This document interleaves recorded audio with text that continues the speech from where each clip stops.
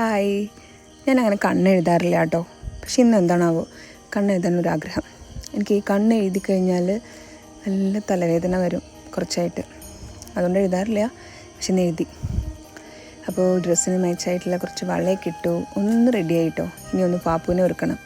പാപ്പുവിനെ ഒരുക്കൽ ചെറിയൊരു ടാസ്ക്കാണ്. എന്നാലും കുഴപ്പമില്ലാണ്ട് ഇന്ന് 31 ഇല്ലാതെ നിന്ന് തന്നു. ഉടുപ്പൊക്കെ ഇട്ട് കൊടുക്കുമ്പോൾ ആൾ നല്ല സന്തോഷത്തിലായിരുന്നു. എങ്ങോട്ടോ പോവാന്നുള്ളത് ആൾക്ക് മനസ്സിലായിട്ടുണ്ട്. അപ്പോൾ ദേ ചെറുതായിട്ട് പാട്ടൊക്കെ പാടുന്നുണ്ട് അവിടെ ഇരുന്നിട്ട്. ആൾക്ക് നല്ല ഇഷ്ടമുള്ള പാട്ടാണ്. ഏതാണെന്നറിയോ?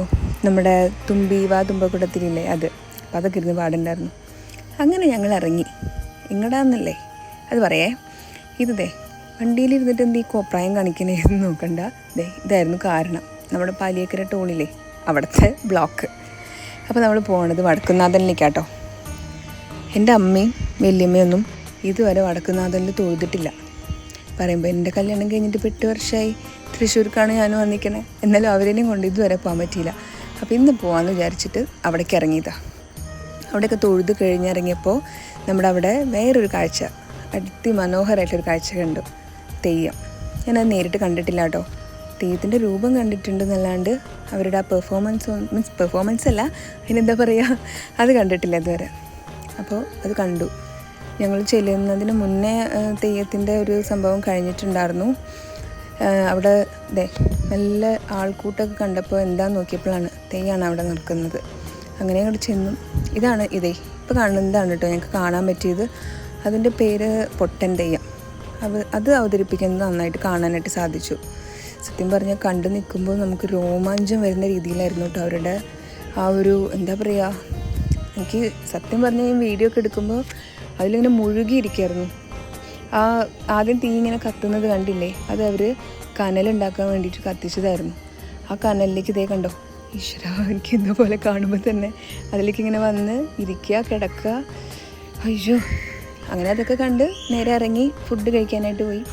അമ്പലത്തിൽ നിന്ന് തിരിച്ചു പോകുമ്പോൾ പിന്നെ നമുക്ക് നോൺ വെജ് കഴിക്കുന്നതുകൊണ്ട് കുഴപ്പമില്ലല്ലോ അല്ലേ. അങ്ങനെ കഴിച്ചു. ഞാൻ പാൽ പൊറോട്ടയും ചിക്കനാട്ടോ പറഞ്ഞത്. ഞാൻ ആദ്യമായിട്ടാണ് കഴിക്കണേ. പക്ഷേ എനിക്ക് അടിപൊളിയായിട്ട് ഇഷ്ടമായി. മസ്റ്റ് ട്രൈ ആണ്. പിന്നെ അമ്മയ്ക്കും വലിയമ്മയ്ക്കും നോൺ വെജ് അവർ കഴിക്കാറില്ല. അപ്പോൾ അവർക്ക് വെജിൻ്റെ ഫുഡ് മേടിച്ചു കൊടുത്തു. ശരത്തിനൊരു ശരത്ത് കിഴി പൊറോട്ടയാണ് കഴിച്ചത്. അതേപോലെ ആഷിക്ക് നിധി പൊറോട്ട. അത് രണ്ടും കുഴപ്പമില്ല എന്ന് പറഞ്ഞു. അത്ര വലിയ ടേസ്റ്റായിട്ട് അവർ പറഞ്ഞില്ല കേട്ടോ. അപ്പോൾ അതൊക്കെ കഴിച്ചു.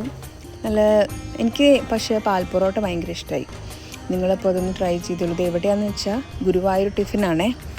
അത് എവിടുത്തെയാണ് ഗുരുവായൂർ ടിഫിൻ എന്നുള്ളത് ഞാൻ മെൻഷൻ ചെയ്യാം. പാപ്പു നൂഡിൽസൊക്കെ അടിപൊളിയായിട്ട് കഴിക്കുന്നുണ്ട്. അതിന് നൂഡിൽസ് കഴിക്കാൻ ഭയങ്കര ഇഷ്ടമാണ്. അത് കഴിഞ്ഞ് ഓരോ ഫ്രഷ് ലൈംസൊക്കെ കഴിച്ച് മെല്ലെ ഇറങ്ങി. രണ്ടാളും കൂടി കാറിലിരുന്ന് ഭയങ്കര നമ്മുടെ സ്റ്റോൺ പേപ്പർ സിസർ. അങ്ങനെ ഞങ്ങളെല്ലാം കഴിഞ്ഞതേ വീട്ടിലെത്തി. അപ്പം ഇനി അടുത്ത വീഡിയോയിൽ കാണാം. ബൈ.